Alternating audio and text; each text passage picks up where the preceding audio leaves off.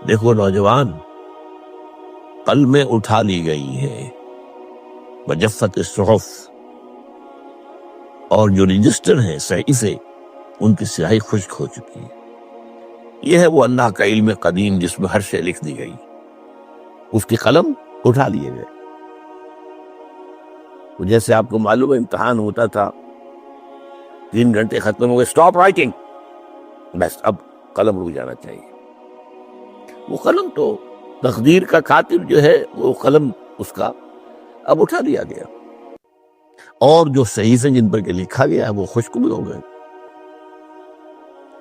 یہ تو روایت ہے جو امام ترمذی نے جس کو روایت کیا، یہ متن ان کا ہے جو ہم نے پڑھا ابھی، اور ان کا قول یہ ہے کہ یہ حدیث حسن صحیح ہے۔ لیکن یہی روایت اور انہی راوی سے عبداللہ ابن عباس سے رضی اللہ تعالیٰ عنہما اور بھی محدثین نے کی ہے، تو اس میں سے ایک اور متن جو ہے وہ یہاں پر امام نووی نے دے دیا ہے۔ احفظ اللہ تجد امامک، یہ تو پہلا وہ ٹکڑا تھا، وقت تو جاہز تھا، یہاں امامک ہے، مطلب ایک ہی ہے، اپنے سامنے پاؤ گے۔ اللہ کی حفاظت کرو، اللہ کو دل میں، اللہ کی یاد کو محفوظ رکھو، گویا کہ اللہ کو مستحضر رکھو۔ ذکر اللہ کے معنی کیا ہے؟ استحضار اللہ فی القلب، یہ ذکر اللہ ہے۔ جنہیں ہم ذکر سمجھ بیٹھے ہیں وہ ذکر کے ذریعے ہے۔ اقیم الصلاۃ لذکری، نماز قائم کرو میری یاد کے لیے، نماز ذریعہ ہے یاد کا۔ یہ علیحدہ بات ہے کہ آپ نے 17 رکعتیں بھی پڑھنی ہو جو عشاء کی اور یاد آپ کو آئی نہیں کوئی، آپ تو ایک میکینیکل انداز میں جو ہے وہ اٹھک بیٹھک کر رہے ہیں اور آپ کے زبان سے کچھ نکل رہا ہے، تو اس کا آپ کے شعور سے، دل کی گہرائی سے کوئی رابطہ ہے ہی نہیں، وہ ذکر تو نہیں ہوا۔ ہاں نماز فرض تھی، وہ ادا ہو گئی، آپ کی فرض ادا ہو گئی۔ تو جنہیں ہم نے جنہیں ذکر سمجھا وہ ذرائع ذکر ہے، اللہ اللہ سبحان اللہ زبان سے، یہ تاکہ اس کے نتیجے میں وہ ذکر حاصل ہو جائے۔ استحضار اللہ فی القلب، ذکر کے معنی ہے استحضار اللہ فی القلب۔ تعرف الی اللہ فی الرخاء، اور دیکھو کشادگی کے وقت میں تم اللہ کو یاد رکھو، اللہ کی طرف رجوع کیے رہو، بھول نہ جاؤ۔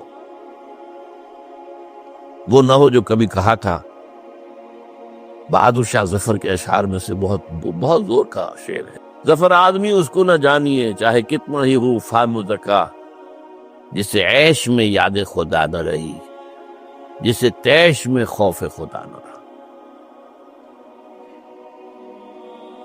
وہ ہے کشادگی کی حالت میں، جبکہ تمہارے لیے کشادگی ہے، اللہ کی طرف رجوع کیے رکھو۔ یعرف کا فی الشدہ، تو اللہ اپنی توجہ تم پر رکھے گا شدت کے وقت میں، جب تمہیں کوئی تکلیف، اس تکلیف کو تم پر آسان کر دے گا۔ تکلیف تو آنی ہے، وہ لکھی ہوئی ہے، وہ تو آئے گی،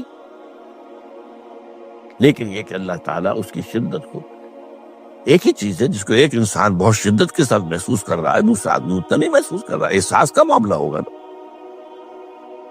وہ تو اصل میں اگر انسان کی نرز کٹی ہوئی ہے تو احساس ہوگا ہی نہیں، سرس ہی نہیں ہوگا۔ تو اس اعتبار سے اللہ تعالیٰ تمہارے لیے اس شدت کی کمی کر دے۔ وَعْلَمْ أَنَّ مَا أَخْطَأَكَ لَمْ يَكُنْ لِيُصِيبَكَ، اور جان لو جو چیز تم سے چھوٹ گئی ہے، رہ گئی ہے، وہ ہرگز تمہیں ملنے والی نہیں تھی۔ اب آپ نے کسی ملازمت کے لیے درخواست دی ہے، درخواستیں مانگی گئی ہیں، اپنی سی محنت کر لی، نہیں ملی ملازمت، اب آپ بیٹھے ہوئے افسوس میں، رنج میں، غم میں، فلاں نے یہ کر دیا، فلاں نے یہ کر دیا، وہ فلاں جو ہے بڑی تکڑی سفارش لے آیا تھا، فلاں نے رشوت دے دی۔ چھوڑو میاں اس کو، وہ تمہارے لیے نہیں تھی۔ کاہے کو اپنے ذہن کے اندر یہ کھچڑی پکا رہے ہو بیٹھے ہوئے؟ خامخواہ آپ شاید سوء ظن میں بھی مبتلا ہو رہے ہو، کسی نے نہ رشوت دی اور آپ سمجھتے ہو کہ رشوت دی ہے اس نے۔ یہ ساری چیزیں جو ساری سیئات، ان کی جڑکٹ ہے۔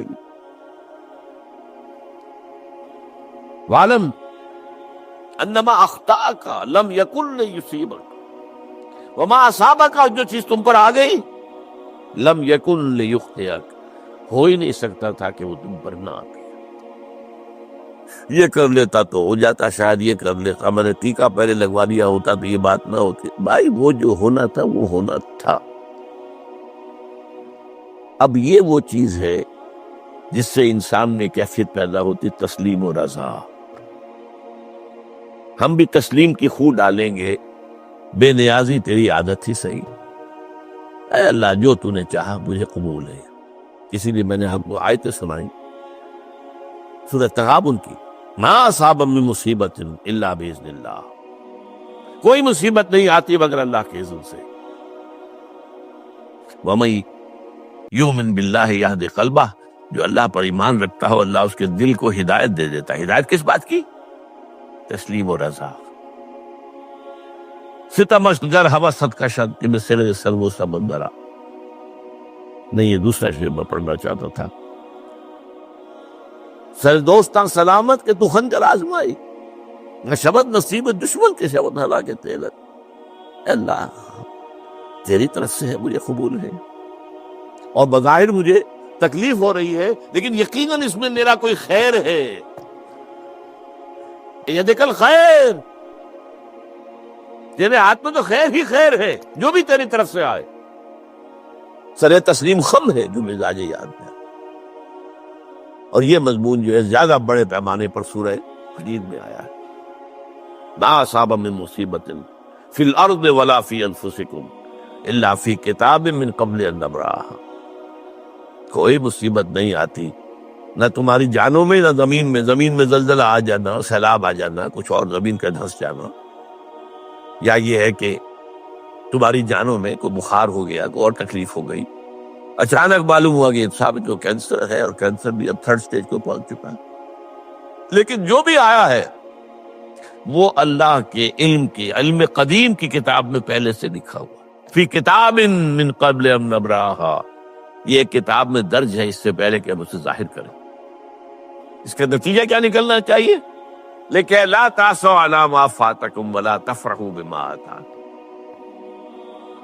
افسوس نہ کیا کرو جو تم سے جاتا رہے، چھوٹ جائے، کوئی عزیز فوت ہو گیا، کوئی موقع ہاتھ سے نکل گیا، ارے بھائی میں چوک گیا، بڑا موقع تھا، اب اس پر افسوس کر رہے نہیں، جو چیز لیکن لا تاسوا علی ما فاتک ولا تفرحوا بما آتاک، جو اللہ تمہیں دے دے اس پر اتراؤ مت۔ وما اصابک لم یکن لیخطئک واعلم ان النصر مع الصبر، اور جان لو اللہ کی مدد صبر کے ساتھ آتی ہے، جو آئے اس کی طرف سے جھیلو، زبان پر کلمہ شکوہ اور شکایت نہ آئے، اللہ سے شکایت نہ آئے، تسلیم و رضا، جو تیری رضا ہے۔ تیری صحت ہمیں منظور ہے لیکن اس کو، مولانا محمد علی جوہر ایک مرتبہ جیل میں گئے، ایک بیٹی بیمار ہوئی، فوت ہو گئی، اس کے بعد دوسری مرتبہ پھر جیل میں گئے، دوسری بیٹی کو وہی بیماری ہوئی، جیل میں اطلاع ملی کہ بیٹی کو یہ بیماری ہو گئی ہے، تو خط لکھا اشعار کی شکل میں، اس کا آخری شعر یہ ہے، تیری صحت ہمیں منظور ہے لیکن اس کو نہیں منظور تو پھر ہم کو بھی منظور ہے۔